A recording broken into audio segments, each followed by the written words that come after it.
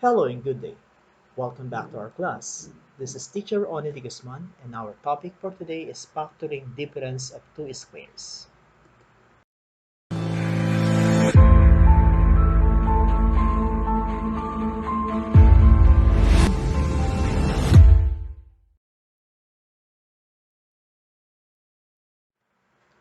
Recall that the topic about the special product, particularly the product of the sum and difference of two terms. It states that the product of a plus b and a minus b is equal to the difference of the two squares, which is equal to a squared minus b squared.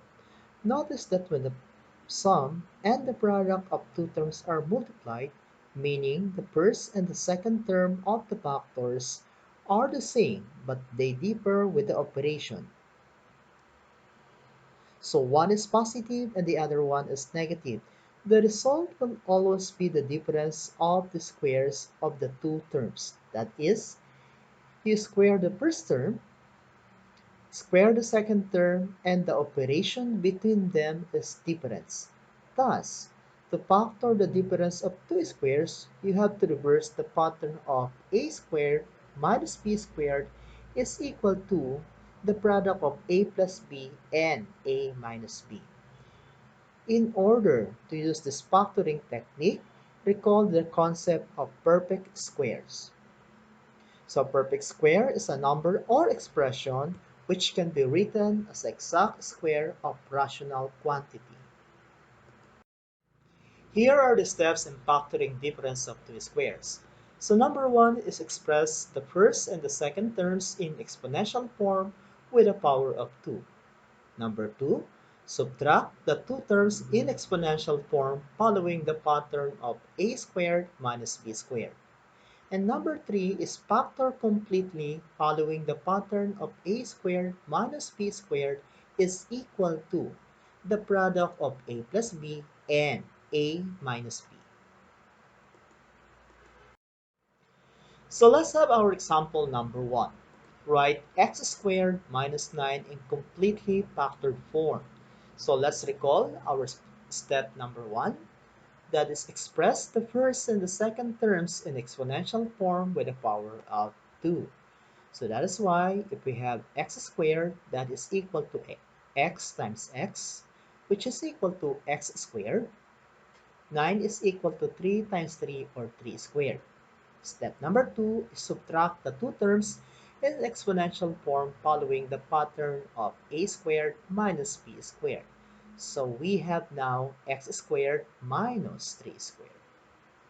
Step number 3 is factor completely following the pattern of a squared minus b squared is equal to a plus b times a minus b.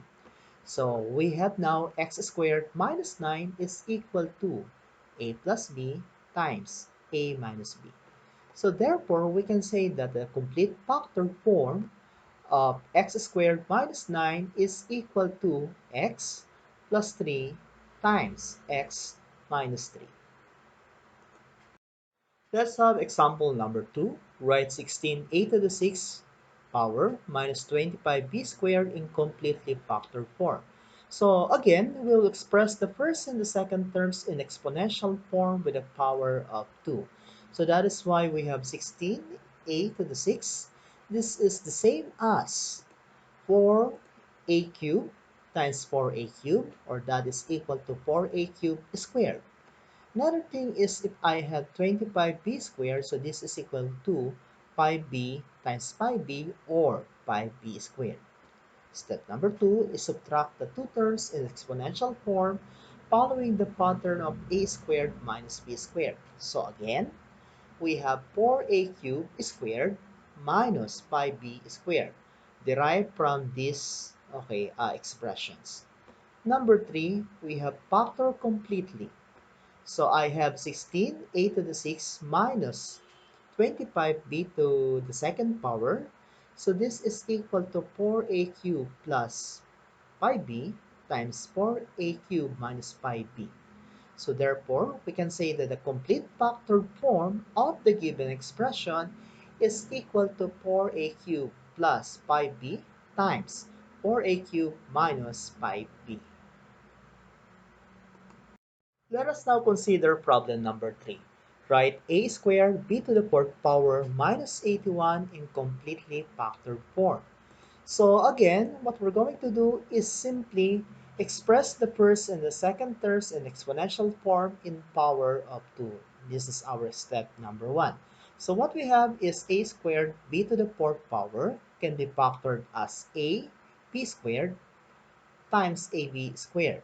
So take note the square root of a squared is equal to a, while the square root of b to the fourth power is b squared. So I can rewrite this one as ab squared squared. Next, 81 can be renamed as 9 times 1, 9 times 9, or is equal to 9 squared. Step number 2 is subtract the two terms in exponential form. So we have ab squared squared minus 9 squared. And number 3, or step number 3, is factor completely following the pattern of a squared minus b squared is equal to a plus b times a minus b. So we have this expression a squared b to the fourth power minus 81 is equal to ab squared plus 9 times ab squared minus 9. So therefore, we can say that the complete factored form of the given expression is equal to ab squared plus 9 times ab squared minus 9.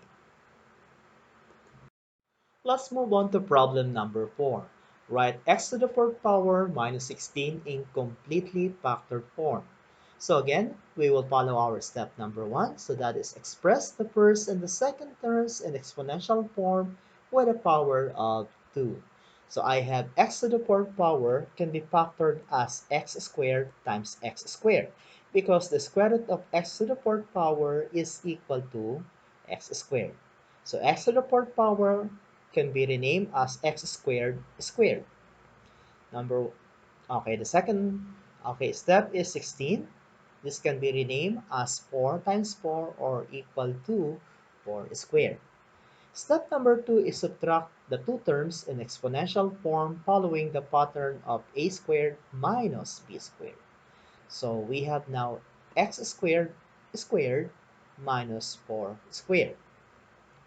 And number 3 is we factor completely following the pattern of a squared minus b squared is equal to a plus b times a minus b.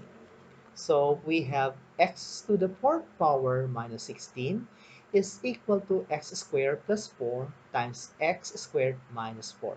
However, if we will observe that x squared minus 4 is still considered as difference of two squares.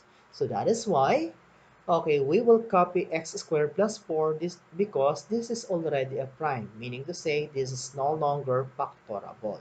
However, so x squared minus 4 can be renamed as x plus 2 times x minus 2 because the square root of x squared is x and the square root of 4 is equal to 2.